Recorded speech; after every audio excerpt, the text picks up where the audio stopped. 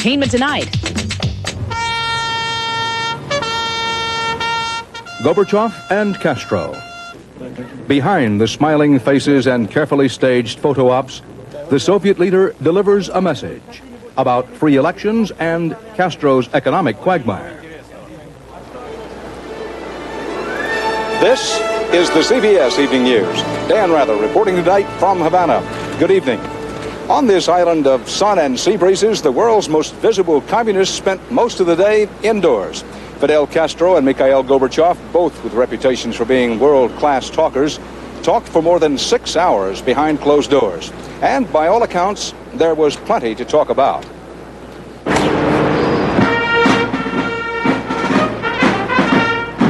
Their day did begin in public. A short wreath-laying ceremony under splendid sunshine to honor the Cuban George Washington, Jose Marti. Ordinarily, Fidel Castro does not make an appearance at a ceremony such as this, but then Gorbachev is not ordinary. Standing side by side, Gorbachev and Castro watched the ceremony unfold and then quickly swept themselves inside, a few feet away to the headquarters of the Cuban Communist Central Committee, and the beginning of a long day of discussions. Soviet diplomats insist Gorbachev came all the way to Cuba to listen, not to dictate. But the estimated $5 billion they spend annually in direct aid to the Cubans does give Gorbachev the power of suggestion, to suggest to Castro that changes, some kind of changes, have got to be made in the stagnating Cuban economy. Mikhail Sergeyevich Gorbachev остановился на... Soviet Foreign Ministry spokesman Gennady Gerasimov said the talks were held in a friendly atmosphere, adding that Gorbachev told Castro he wants a gradual balance of economic ties between the two nations. Translation, the Cubans have to stop depending on the Soviets for so much and at least try to earn more for themselves. But Gerasimov added that Gorbachev described in detail to Fidel Castro results of recent elections inside the Soviet Union, elections in which candidates opposed to the Communist Party ran for office and in some cases won. Castro, who barely tolerates any dissent in Cuba, was not recorded as giving any reply. The two leaders went briefly for an afternoon tour inside the Cuban Technology Exhibition, also talked about something you might not expect, drugs. Castro told Gorbachev drugs were, quote, a very serious problem in Latin America and getting worse.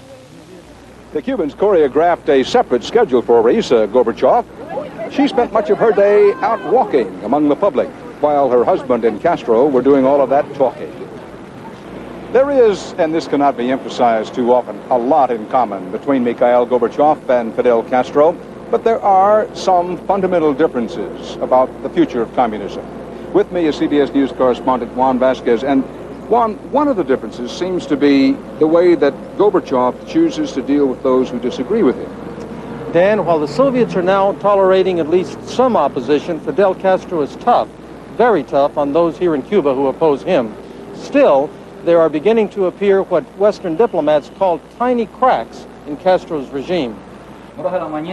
For 30 years, meetings like this just didn't happen, not in Cuba. Certainly not on a rooftop terrace near downtown Havana. Never before a television camera. Before, anyone caught at a dissidents meeting would have drawn a long, hard stretch in a Cuban jail. Even today, only a tiny handful dares to speak up, but this is how it began in the Soviet Union, too. We don't have bullets, machine guns, or cannons, he says. We do have ideas. Their only weapon is this, a two-page, poorly printed newsletter that dares to call communism a failure. The latest edition compares Fidel Castro's Cuba to the Soviet Union under Stalin. The most cruel and the most repressive government existing right now in the whole American continent. Talk like that and the newsletter got Martínez Lara, a one-time Cuban intelligence agent, arrested last week. Exclusive pictures taken by CBS News show him and other arrested dissidents arriving at a municipal court for a summary trial. Just a few months ago, a delegation of the United Nations Human Rights Commission came to Cuba for the first time. They toured some of the most notorious prisons on the island. Cuba still holds hundreds of political prisoners, but diplomats say many fewer than in years past. Commission members were even received by Castro, who is under increasing international pressure to allow greater freedom. Now, the Human Rights Party has come up with a new and wildly improbable idea. Change the president is the principal object. Change the president and change economic system. They want Cubans to have a chance to vote yes or no on Fidel Castro. They claim to have nearly 30,000 signatures on their petitions, but the government, they say, has seized most of the documents. That Castro is afraid of doing a plebiscite in Cuba because he's afraid that people could express themselves freely, and people will say no to Castro. The Cuban government scoffs at the idea. Suggest that a plebiscite should be also organized in Cuba is simply monstrous. No, we will not organize a plebiscite. But at least someone is discussing the idea in public. Martinez Lara and his followers were fined about $300 for printing an unauthorized newsletter, but they weren't thrown in jail. They weren't beaten. In Cuba, human rights progress is measured in small victories. Juan Vasquez, CBS News, Havana. Dan, this is the kind of story we would have been expelled for reporting only recently. The fact that it's happening at all is a sign that even in Cuba, change is possible. Something to keep an eye on. Thanks, Juan. President Bush and his administration are somewhat encouraged by all of this, but at least publicly the State Department still is very hardline when it comes to Cuba. The main reason diplomats cite for remaining resolute against Cuba is Fidel Castro's record on human rights. Now, there's a lot more to come on tonight's CBS Evening News. Bob Schieffer is in New York with details of the day's other major stories, and later in the broadcast, we'll be back here in Havana with correspondents Barry Peterson and Bernard Goldberg.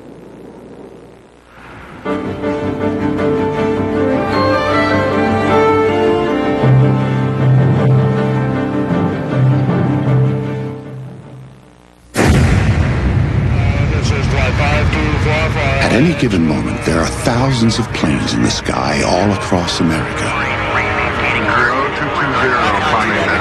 At Raytheon, we've developed a totally new display, combining the fundamentals of air traffic control with the most advanced electronics to give the clearest picture of the sky ever put on a screen.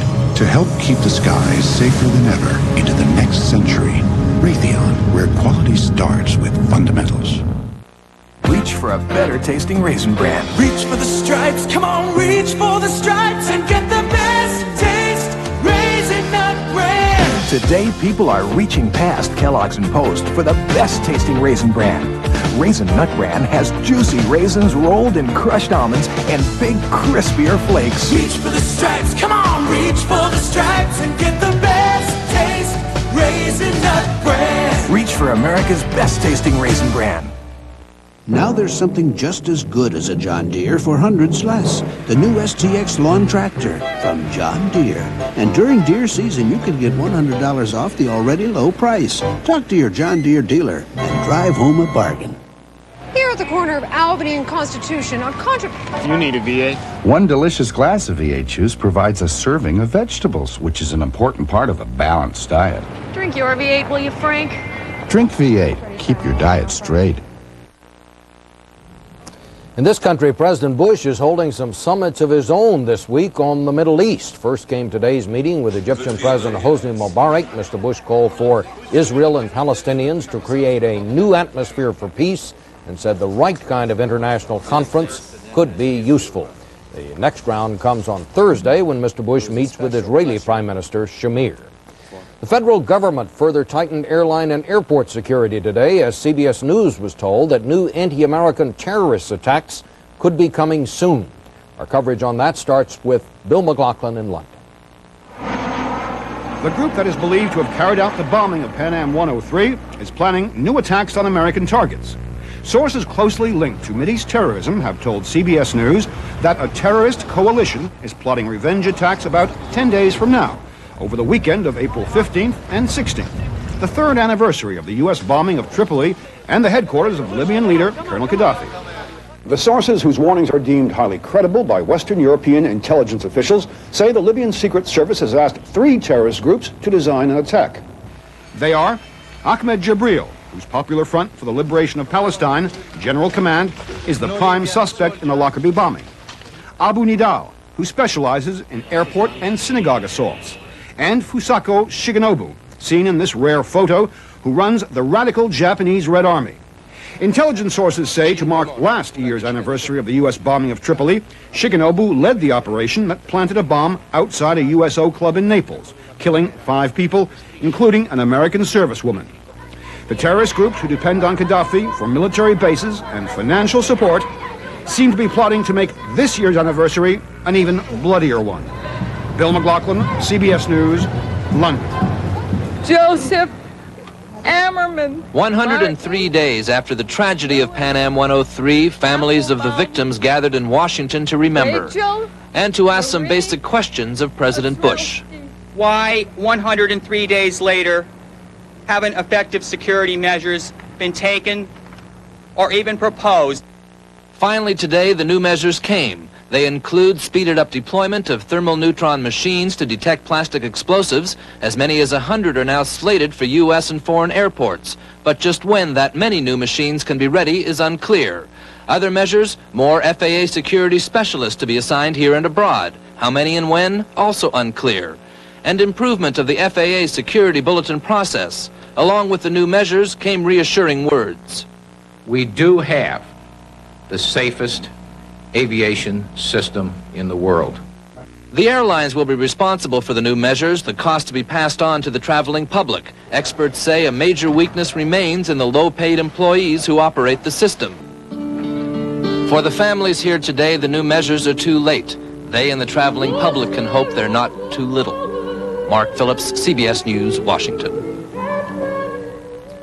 Heavy gunfire was reported tonight in Haiti's capital of Port-au-Prince. The Reuters news agency reports fighting has broken out between loyal troops and soldiers of an elite battalion who are demanding the release of their jail commanding officer.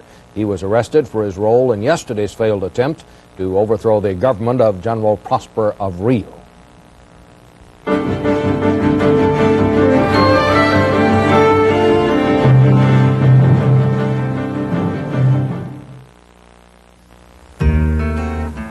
If I didn't care more than words can say. Someday, someone will convince you to try Kellogg's Nutri-Grain. 6 healthy whole grain cereals with no sugar added or preservatives. Would all this be true if I didn't care for you? Whole grain Nutri-Grain. Now at Red Lobster, one great thing deserves another and another. Introducing our great seafood trios. For a limited time, find 6 new trios starting at $7.95. More of everything you crave. Like 3 great tastes of lobster, a new trio of shrimp and crab. Something for everyone. Starting at just $7.95. Kids' dinner, $1.95. Don't miss the great seafood trios at Red Lobster. And get a half pound of snow crab legs for just $3.95 with any entree.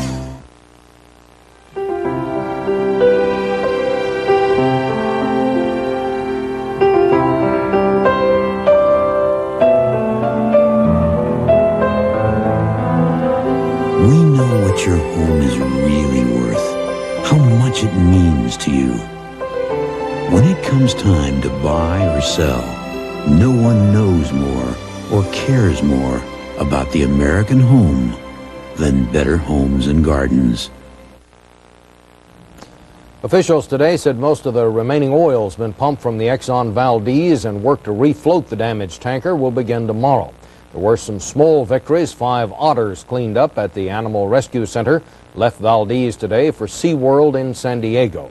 But the death toll among wildlife climbed as oil from the worst spill in North American history continued to spread through Prince William Sound and onto the Gulf of Alaska. President Bush took visiting Egyptian President Mubarak out to the ball game today, with Mubarak looking on in Baltimore's Memorial Stadium. The old Yale first baseman tossed out the ceremonial first ball today before the Orioles-Boston Red Sox game. In a sport built on tradition, the presidential pitch to open the season is a practice dating back to William Howard Taft in 1910.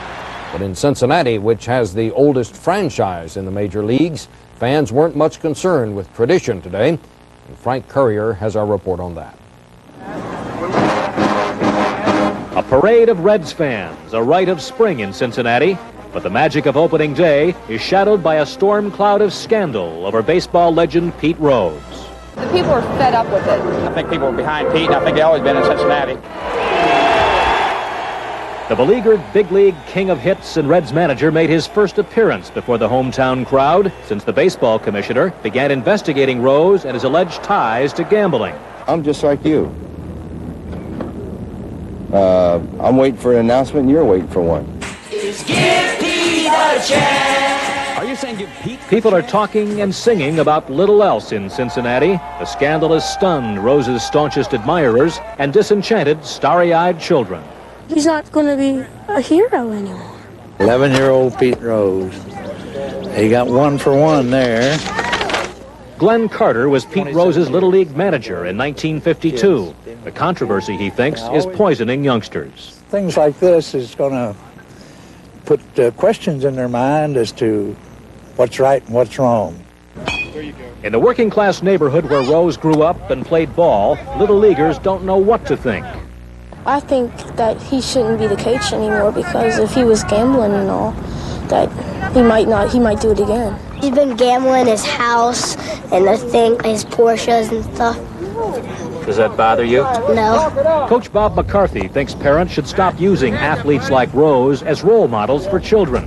His 10-year-old son, Nick, would agree. You think Pete Rose really owes everybody an apology? Yeah. I mean, for breaking some of the little kids' hearts and stuff. It's thinking that, like, he was so great, and all of a sudden we see that he's a gambler. The verdict on Rose may be weeks away, but his public image is in shreds, and some say this could be the last opening day for a big league legend whose hits and hustles made him a hero and whose alleged errors could cost him his career. Frank Courier, CBS News, Cincinnati.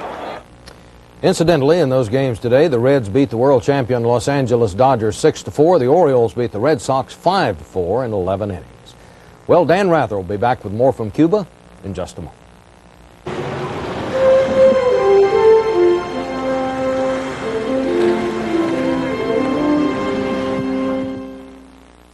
For Post Natural Bran Flakes, John Newcomb on getting the best out of life. Staying on top requires a good serve, strong approach, and a great put away. Reach for the best tasting high fiber bran flake. Post Bran Flakes at their best. The day may come when all refrigerators will make your food this easy to find. When all cooktops and ovens will let you clean up as easily as these. Someday, all dishwashers may run quietly enough to let you talk on the phone. The day may even come when every washer will handle all your fabrics with expert care. But isn't it nice to know that Whirlpool gives you all this today? Denture wearers, it's me, the Fresh Mouth, with some really fresh news. New Super Strength Polident has a minty mouthwash ingredient and now controls tartar for an even better clean. Look, new Polident cleans tough stains, actually helps prevent tartar from building up, and freshens up dentures with that great minty mouthwash ingredient. Fantastic! So listen to Martha. Try the new Super Strength Polident Green. It's a better mouth freshening clean. Ah. Great news. I don't need surgery for my hemorrhoids. The doctor said they're not that serious. He said use Preparation H. You can often relieve pain and itch for hours and help shrink swelling of inflamed hemorrhoidal tissues with Preparation H. Also a new cream. We're back in Havana at a spot Fidel Castro, understandably, likes a lot. This is an exhibit of planes, tanks, and a ship used in and captured in the overthrow of the Batista government 30 years ago. Our Moscow correspondent Barry Peterson has joined me now. And Barry, ever since the Cuban Revolution, the Soviets have kept a steady stream of expensive equipment coming in here. That's right, Dan. The Soviets have spent billions of dollars keeping Fidel Castro supplied. And it's not often that Americans get a chance to see just what it is that Moscow has paid for. This is a rare glimpse of the Cuban Navy. The sailors drill constantly. The equipment, the best the Soviet Union can supply. The Navy of 12,000 men, larger than Canada's. The enemy they guard against is right out there, the United States. Fidel Castro still believes in the Mao adage that power comes from the barrel of a gun, and his island bristles with some of the most modern, such as these advanced MiG-23s. Look at our new tanks, says a soldier, a gift from the Soviet Union. Indeed, with an army of 150,000 and almost that many more in the reserves, Cuba per capita has more men and women under arms than any country in the world. So it has a military capability and military machinery, out of proportion to their needs for internal domestic control. Castro sent his military off to Angola. Many consider it a failed policy that cost an estimated 6,000 Cuban lives.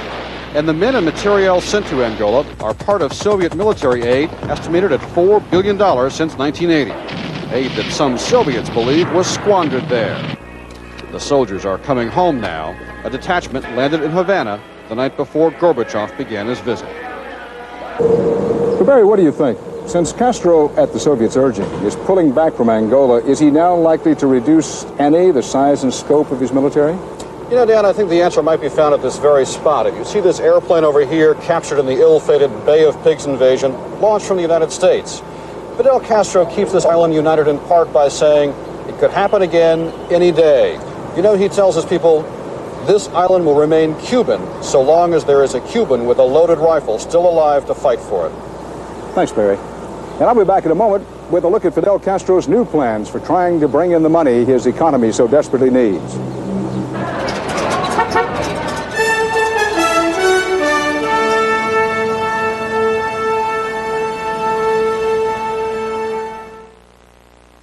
A recent test compared the Toyota Tercel stick shift, the Hyundai Excel stick shift, and the Subaru Justy automatic. But we made it tougher on the Justy, because you don't shift the Justy, and its ECVT automatic makes it accelerate and pass quicker than the Hyundai and the Toyota. Proof that Subaru can beat the competition with one arm tied behind its back. Get $500 back on a Subaru Justy or 4.9 financing through May 2nd. They came across country by wagon and settled in Amana, Iowa. Whatever they needed, they made by hand. Made it the best it could be. That same fundamental is still practiced today in Amana, Iowa, the home of Amana Appliances, a Raytheon company. Whatever you make it the best it can be. Raytheon, where quality starts with fundamentals. Ordinary windows versus windowscaping. Windows, windowscaping. Windows, windowscaping. See the windowscaping experts only at the Pella Window Store. Gas pain, bloating. Gas-X has the strongest, fastest relief ingredient. Painful gas is like beer bubbles. Add the leading antacid. Add Gas-X. Only Gas-X gets rid of the gas. The strongest, fastest reliever for gas pain and bloating. Gas-X. We're now at Revolution Plaza in downtown Havana, and with me is CBS News correspondent Bernie Goldberg. Bernie, for our viewers who do not know Cuba or Havana, you start here, any tour, with this massive monument to the revolt against Spain. Well, right there, that statue, Dan, that's to another revolutionary, one of Fidel Castro's greatest heroes, Jose Marti, the man who led that revolution just about a century ago. And then over here, across the plaza, swept by ocean breezes, a monument to Fidel's revolution, the new revolution, mid to late 20th century. A 7-story high portrait of Che Guevara, the late alter ego of Fidel Castro. And a symbol, Bernie, of the fact that this revolution is about as institutionalized, as set in stone as a revolution gets. Right. Look at it this way, Dan. When Fidel Castro came to power, Nikita Khrushchev was in the Kremlin and Dwight Eisenhower was in the White House. In fact, except for King Hussein of Jordan and Kim Il-sung of North Korea, nobody's been on the world stage in power longer than Fidel Castro. He is 62 and still looks like a revolutionary. His wardrobe might as well come from Hart Schaffner and Karl Marx. Never mind that Mikhail Gorbachev is opening up the Soviet Union. Fidel is a dictator from the old school. Cuba is a totally closed society. Cuba does not permit any kind of opposition press, opposition speech. There are no civil liberties in Cuba. 30 years ago, Cuba was anything but closed. In fact, it was wide open, a playground for rich Americans loaded with gambling and prostitution. 30 years ago, Castro ousted a corrupt dictator, and overnight, tourism was dead. The capitalists were gone. Who was this man, Castro? And of course, I have said very clear that we are not communists. Despite what he said, Fidel Castro, of course, is a communist of the first order. And today, the maximum leader, as he is called, is presiding over an island whose economy is a maximum mess. So what has Fidel devised to help keep Cuba afloat?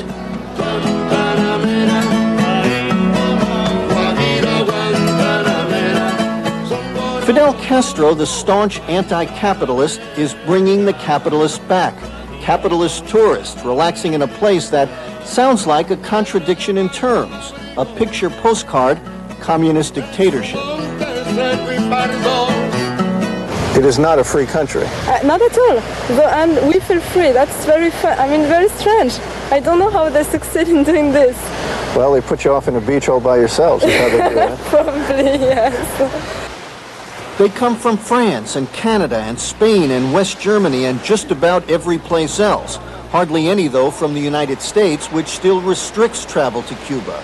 They've even got topless capitalists here. Cuba desperately needs their money to buy machines and spare parts to keep the country going. 30 years ago, Castro came out of the hills and led the revolution.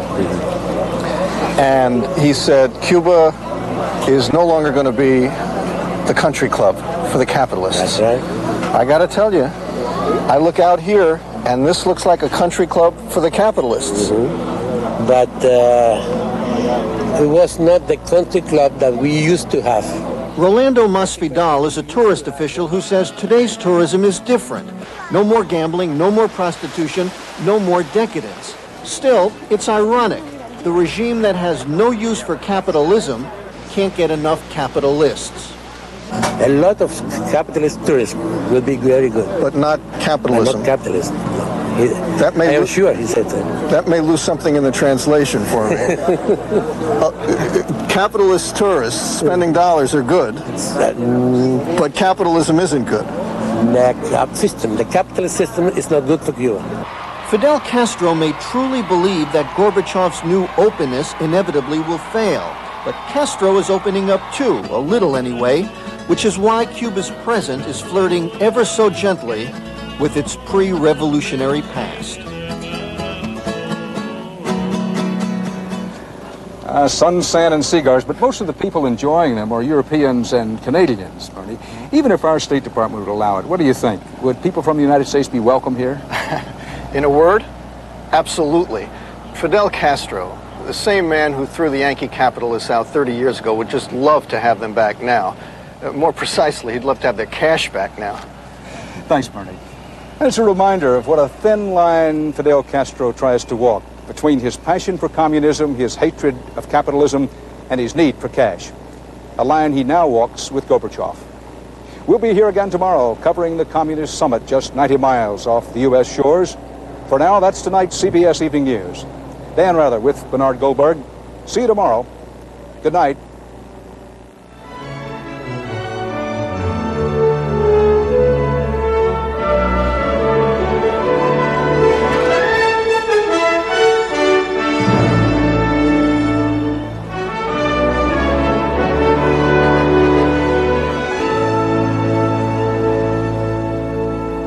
I'm Kathleen Sullivan. And I'm Harry Smith. Tomorrow, the most powerful woman in Cuba talks about the Gorbachev visit. Also, families split by the revolution, live from Havana on CBS This Morning.